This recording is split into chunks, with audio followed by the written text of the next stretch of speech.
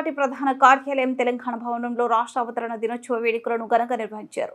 హరీష్ రావుతో కలిసి మండలిలో విపక్ష నేత ఎమ్మెల్సీ మధుసూదనాచారి జాతీయ జెండాను ఆవిష్కరించారు. అంతకుముందు పార్టీ కార్యాలయ ఆవరణంలో ఉన్న తెలంగాణ తల్లి విగ్రహానికి పూలమాల వేసి నివాళులు అర్పించారు. కార్యక్రమంలో ఎమ్మెల్యేలు హరీష్ రావు, సబితా ఇంద్రారెడ్డి, సునీత, లక్ష్మారెడ్డి, కొత్త ప్రభాకర్ రెడ్డి, మల్లారెడ్డి, ఎంపీ వద్దిరాజు రవిచంద్ర, ఎమ్మెల్సీ వాణి దేవి, మాజీ ఎంపీ వినోద్ కుమార్, పార్టీ నేతలు ఆర్ఎస్ ప్రవీణ్ కుమార్, పొన్నాల లక్ష్మయ్య, ఎర్రోల శ్రీనివాస్, పార్టీ నాయకులు, కార్యకర్తలు పెద్ద సంఖ్యలో పాల్గొన్నారు. అన్ని అబద్ధాలే. ఆయన మాట్లాడుతూ 275 లక్షల మెట్రిక్ టన్నుల పంట పండింది అన్నాడు. పండింది ఎవరి పుణ్యం? బీఆర్ఎస్ ప్రభుత్వ కృషి వల్ల, కేసీఆర్ యొక్క ముందు చూపుతో పండింది. నువ్వు వచ్చినాక రేవంత్ రెడ్డి నీ ఏడాది అర్థం పాలనలో ఒక ప్రాజెక్టు కట్టినవా? ఒక ప్రాజెక్టు పూర్తి చేసినవా? ఒక్క ఎకరానికి నీళ్ళు ఇచ్చినవా? ఒక్క చెరువు తవ్వినవా? ఒక్క చెక్ డ్యామ్ కట్టినవా? నువ్వు చేసిందేంది? ఇవాళ 275 మెట్రిక్ టన్నుల పంట పండిందంటే అది బీఆర్ఎస్ 10 ఏళ్ల కృషి అని చెప్పి ఈ రాష్ట్ర రైతాంగానికి తెలుసు.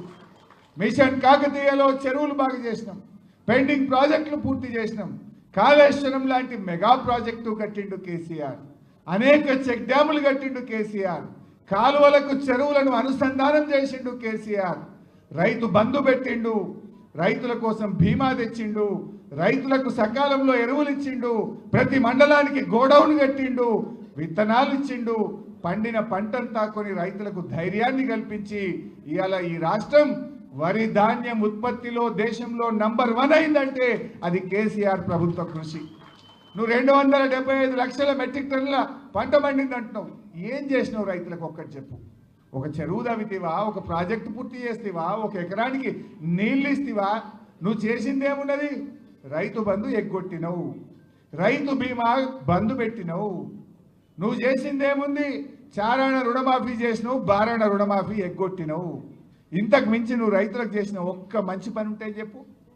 రైతులు మొలకెత్తుతుంటే ధాన్యపు కుప్పల మీద గుండాగి రైతులు చనిపోతుంటే నువ్వు అందాల పోటీల్లో మునిగి తేలినవు రేవంత్ రెడ్డి. అందాల పోటీలకు రివ్యూలు చేసినావు, అందాల పోటీలను 5 సార్లు పోయి పాల్గొన్నావు. కానీ రైతుల ధాన్యం ఎందుకు కొంటలేరని ఒక్కనాడు రివ్యూ చేయలేదు. నీ మంత్రులు కానీ నువ్వు కానీ ధాన్యపు రాశుల మీద గుండాగి చనిపోయిన రైతుల్ని పరామర్శించే సమయం మీకు చిక్కలేదు. ఇది ఈరోజు చేస్తున్నది. నువ్వు అన్ని అబద్ధాలే. ఎన్ని అబద్ధాలు మాట్లాడిండు? 15 ఆగస్టు నాడు ఈ రాష్ట్రంలో రైతుల రుణమాఫీ చేసి తీరుతా అన్న ముఖ్యమంత్రి ఈ రోజు కన్నా చేసినావా? మళ్ళా 15 ఆగస్టు వచ్చింది. ఒక్క ఏడాది కడుపు కట్టుకుంటే 40,000 కోట్ల రూపాయల రుణమాఫీ చేస్తా అన్నావు. నువ్వు చేసింది 16-17 వేలే. మరి కడుపు కట్టుకోలేదా? మిగతా పైసలు ఢిల్లీకి కప్పం కట్టినవా? నీ జేబుల్లోకి పోయినాయా? ఎక్కడికి పోయినాయో చెప్పు. ఎప్పటిలోగా చేస్తావో చెప్పు. నువ్వు దేవుళ్ళ మీద ఒట్టు పెట్టి 15 ఆగస్టులోగా రుణమాఫీ చేస్తా అని మాట తప్పినావు. మొన్న అసెంబ్లీ సమావేశాల్లో మార్చి 31వ తేదీ కల్లా రాష్ట్రంలో రైతులందరికీ రైతు బంధు వేస్తా అన్నావు. 31 మార్చి పోయింది, ఇవాళ 2 జూన్ వచ్చింది. ఈరోజు కూడా రైతు బంధు డబ్బులు రైతులకు పల్లె. అసలు నువ్వు ఒక్క విషయమన్నా రాష్ట్ర అవతరణ దినోత్సవం నాడు కూడా నిజం మాట్లాడకపోతే, వెనకటికి ఏదో శాపం ఉన్నట్టు ఏదో అంటారు చూడు, నువ్వు అబద్ధం ఆడకపోతే తలబలిగి చనిపోతావు అన్నట్టు ఈ రేవంత్ రెడ్డికి అట్లాంటి శాపం ఏదో ఉన్నట్టు అనిపిస్తుంది నాకు. అబద్ధాలు తప్ప నిజాలు పలకడు. మరి మన కేసీఆర్ అభివృద్ధిలో ఈ రాష్ట్రాన్ని అగ్రగామిగా నిలిపిండు. ఎన్ని అద్భుతాలు! ధాన్యం ఉత్పత్తిలో నంబర్ 1, డాక్టర్ల ఉత్పత్తిలో తెలంగాణ నంబర్ 1 చేసిండు కదా. ప్రతి జిల్లాకు ఒక ప్రభుత్వ మెడికల్ కాలేజ్, 35 గవర్నమెంట్ మెడికల్ కాలేజీలు పెట్టి సంవత్సరానికి 10,000 డాక్టర్లను ఈ దేశానికి అందిస్తున్న రాష్ట్రంగా తెలంగాణను నిలిపిన ఘనత మన బీఆర్ఎస్ ప్రభుత్వాన్ని.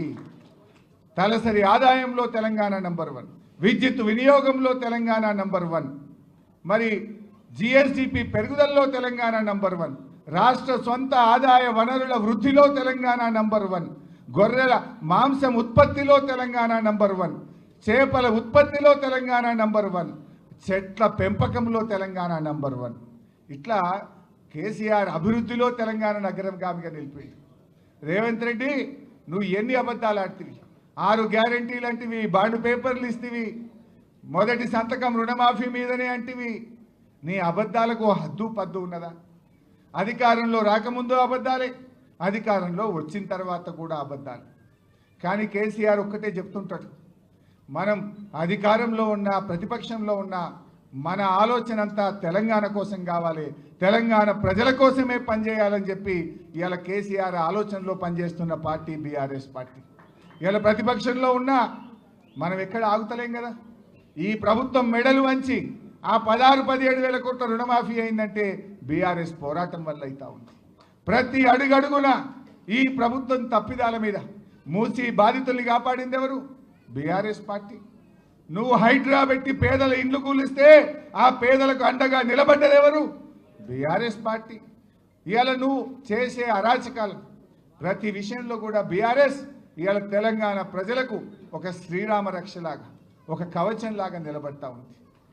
నువ్వు ఏం చేసినావు రేవంత్ రెడ్డి? నువ్వు 18 నెలలు అయింది, ఒక్క మంచి పని ఉన్నదా? కేసీఆర్ కిట్టు బంధు పెట్టినావు, రైతు బంధు పెట్టినావు, ఇవాళ బతుకమ్మ చీరలు బంధు పెట్టినావు, విద్యార్థులకు ఫీజు రియంబర్స్మెంట్ బంధు పెట్టినావు. ఉన్న పథకాలు బంద్ చేయడం తప్ప నువ్వు చేసిన మంచి పని ఉందా? చేసిండు రేవంత్ రెడ్డి. ఏమైనా చేసిండు అంటే బీఆర్ఎస్ ప్రభుత్వంలో మంచి పనులు ఏవైతే జరిగినాయో వాటి మీద కమిషన్లు మాత్రం వేసిండు. ఇవాళ రాష్ట్రం వచ్చిన 6 నెలల్లోనే 24 గంటల నాణ్యమైన కరెంట్ ఇచ్చిండు కేసీఆర్. పరిశ్రమలకు, రైతులకు, గృహాలకు కరెంట్ ఇస్తే ఆ కరెంటు మీద కమిషన్ వేసిండు. ఇవాళ కాళేశ్వరం ప్రాజెక్టు కట్టి 20 లక్షల ఎకరాలకు బీఆర్ఎస్ ప్రభుత్వం నీళ్లు ఇచ్చింది. ఈ మూర్ఖులు ఏం మాట్లాడతారు? ఒకడంటాడు 1 ఎకరానికి నీళ్లు రాలేదంటాడు, ఒకడంటాడు 50,000 ఎకరాలే వచ్చినాయి అంటాడు, ఒకడంటాడు 1,00,000 ఎకరాలకే నీళ్ళు వచ్చినాయి అంటాడు. నేనంటలేను, నీ ఇంజనీర్లు ఈ కాంగ్రెస్ ప్రభుత్వానికి ఇచ్చిన నివేదికలో 20 లక్షల ఎకరాలు కాళేశ్వరం ద్వారా కొత్త ఆయకట్టు స్థిరీకరణ జరిగింది అని నీ ఇంజనీర్లే చెప్తా ఉన్నారు. అలాంటి అద్భుతమైన ప్రాజెక్టు కాళేశ్వరం మీద ఒక కమిషన్ వేసిండు. అంటే బీఆర్ఎస్ ప్రభుత్వం చేసిన మంచి పనుల మీద